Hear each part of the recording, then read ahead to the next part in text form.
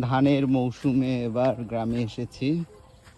প্রচুর ধান, সবখানে কোথাও ধান রাস্তায় শুকাচ্ছে, কোথাও কাটছে, কোথাও মাড়াই করছে, কোথাও সেদ্ধ করছে। ধান কেটে ফেলা হয়েছে, মাড়াই চলছে।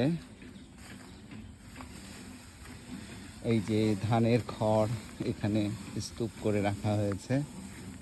ধান ক্ষেতের পাশেই ধান মাড়াই চলছে। এখন মেশিনের সাহায্যে ধান মাড়াই করা হয়। পাকা ধানের পাশেই সবুজ ধান ক্ষেত।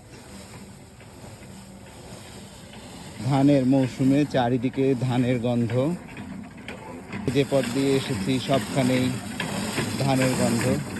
এই যে ছড়া থেকে মেশিনের সাহায্যে ধান আলাদা করা হচ্ছে। তরতাজা খড়, পাকা ধানের খড়।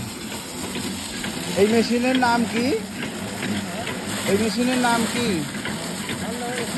ধান ভাঙা মেশিন।